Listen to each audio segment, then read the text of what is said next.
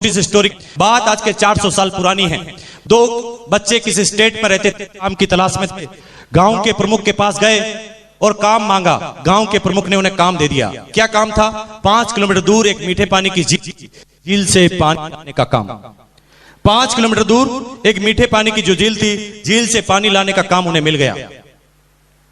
वो झील जो अपने इतिहास में कभी भी सूखी नहीं थी। दोनों बच्चों को काम मिला, दोनों खुश हो गए। काम के लिए जाने लगे, बाल्टी को हाथ में लिया, पानी भर के लाने लगे। हर बाल्टी पर उन्हें सेंट मिलने वाले थे। दोनों बच्चों पानी लेने के लिए जा रहे थे, उसमें से दूसरा बच्चा थोड़ी देर के लिए रुक गया। तो पहले वाले ने कहा, भैया क्या इंतजार कर रहा है? इतनी मुश्किल से काम मिला है, पैसे कमाने हैं, पेट भरना है, अपना जीवन यापन करना है, चिंता मत कर, चल काम चालू कर, पैसा कमाते हैं। लेकिन दूसरा वाला बच्चा कहने लगा कि भैया बात एकदम सही है, पैसा तो मुझे कमाना है क्योंकि पेट के लिए जरूरी है। लेकिन दोस्त मेरी बात थोड़ा सुनो, क्या जो इस पानी को हम लेने जा रहे हैं, क्या जो ट्रेडिशनल काम हम करने जा रहे हैं, क्या जो हम पैसे कमाने जा रहे हैं, उससे क्या हमारे सारे सपने पूरे हो जाएंगे? क्या हमारे दादाजी पिताजी ने जिसने ये काम किया था उनके सपने पूरे हो गए थे? चलो पानी तो लाते हैं क्योंकि पेट भरना जरूरी है, लेकिन पानी लाने के साथ कुछ घंटे एक ऐसा भी काम करते हैं जो जीवन में हमारे दादाजी पिताजी ने और दुनिया के किसी आदमी ने नहीं किया, हम उस काम की शुरुआत करते हैं। तो पहले बच्चे ने कहा, कौन सा काम?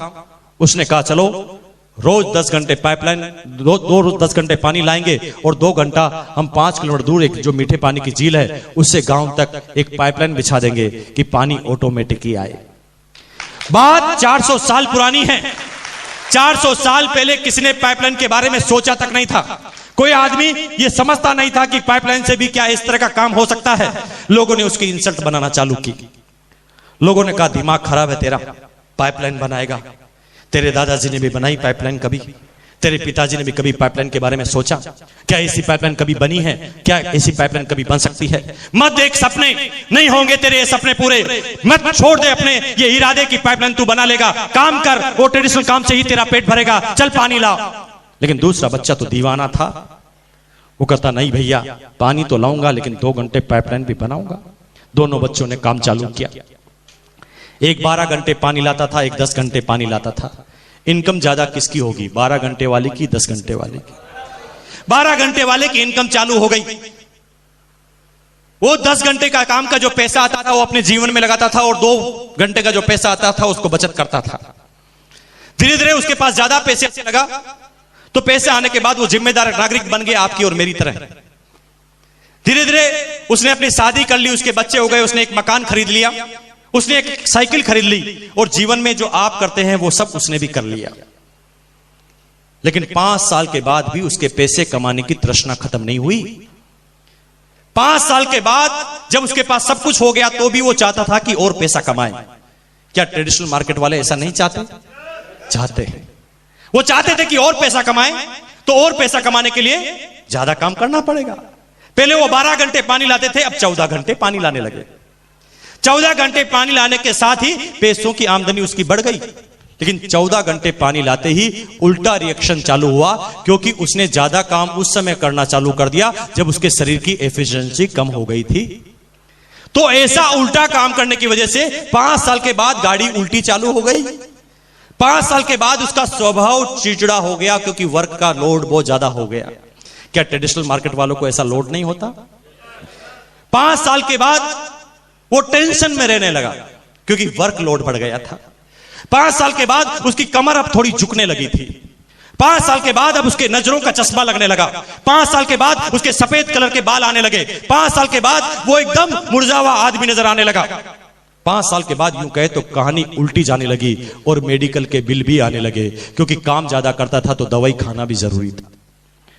ज्यादा काम की वजह से अब वो उल्टी कहानी चालू किया।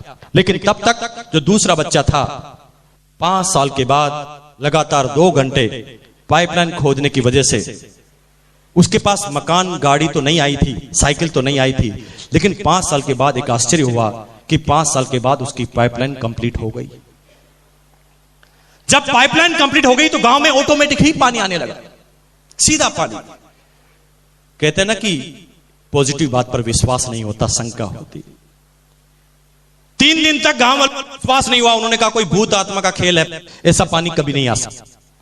लेकिन 3 दिन बाद भी जब लगातार पानी आने लगा तो धीरे धीरे गांव वालों को विश्वास हुआ। गांव वालों को विश्वास हुआ कि ये तो पानी का परमानेंट सोर्स है। गांव वालों ने पानी लेकर चेक किया तो उन्होंने कहा कि यस, वास्तव में ये ओरिजिनल पानी ही है। धीरे धीरे गांव वाले उस पहले वाले बच्चे के पास गए और कहा कि भैया अब हम तेरे से कल से पानी नहीं लेंगे, क्योंकि तू तो बड़ा टाइम लगाता है। हम तो सीधा ही कनेक्शन लेंगे, पानी सीधा गांव में आता है। अब दूसरे वाले बच्चे का पानी बिकने लगा, दूसरे वाले बच्चे का पानी बिकने लगा। लेकिन 5 साल उसने काम कर लिया, इसलिए अब उसके पास काम कुछ था ही नहीं। सुबह 8 बजे वो गांव के चौराहे पर आता, अपनी पाइपलाइन को पकड़ के खड़ा हो जाता। लोग बाग आते, पानी भर जाते, सिक्के डालकर चले जाते। कोई काम नहीं, पूरे दिन भर सुबह से शाम तक पानी की पाइपलाइन को पकड़ के रखना, लोग बाग पानी भर के सिक्के डाल के चले जाना। ये काम जब 6 महीने तक हुआ तो 6 महीने के अंदर ही वो उस गांव का सबसे अमीर व्यक्ति बन गया, सिर्फ पानी के दम पर।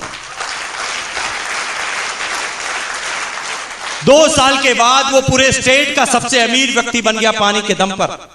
फिर वो इतना बड़ा कॉन्ट्रैक्टर बन गया कि दूसरे गांव के आदमी भी उसे बुलाने लगे और कहने लगे कि हमारे गांव में भी आओ और पाइपलाइन बिछाओ।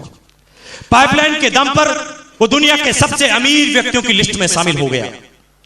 और फिर एक किताब लिखी गई, द पैराबल ऑफ पाइपलाइन। मैं आज सब एजुकेटेड सभ्य आदमियों से एक क्वेश्चन करना चाह रहा हूं, क्या हम भी कहीं वो बाल्टी से पानी लाने वाला काम तो नहीं कर रहे हैं? और अगर बाल्टी से पानी लाने वाला काम अगर हम कर रहे हैं तो आई एम सॉरी टू से कि जिस तरह से हमारे दादाजी के सपने पूरे नहीं हुए, हमारे पिताजी के सपने पूरे नहीं हुए, उस तरह हमारे भी सपने पूरे नहीं होंगे और हम भी अपने सपनों को दफनाकर, अपने सपनों को अपने बच्चों को ट्रांसफर करके इस दुनिया से आउट हो जाएंगे। लेकिन आज मैं आपको यहां पर राय देने के लिए नहीं आया हूं कि आप सारे काम छोड़कर पाइपलाइन बनाना चालू कर देना। नो, मैं आपको एक इंटेलिजेंट भरी सलाह देने आया हूं कि अगर आप 8 घंटे 10 घंटे एक ट्रेडिशनल काम को करते हैं तो 2 घंटे परमानेंट काम कीजिए, पाइपलाइन बिछाने वाला काम भी कीजिए।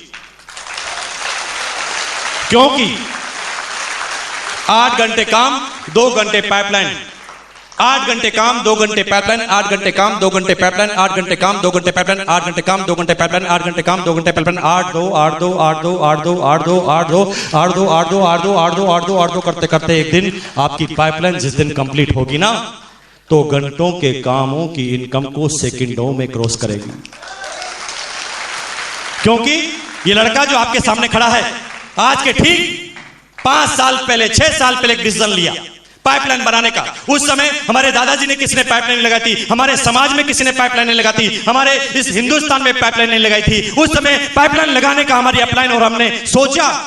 शुरू में लोगों ने गिराया, लोगों ने मना किया, लेकिन जुनून के साथ पाइपलाइन बनाई। और ये पाइपलाइन जब आज कंप्लीट होती है तो जानना चाहते हैं कि एक दिन का कितना पानी इस पाइपलाइन में से आता है? जानना चाहेंगे भाई? काम कुछ नहीं है, मैं हर सिटी में जाता हूं, पाइपलाइन को पकड़ के खड़ा हो जाता हूं।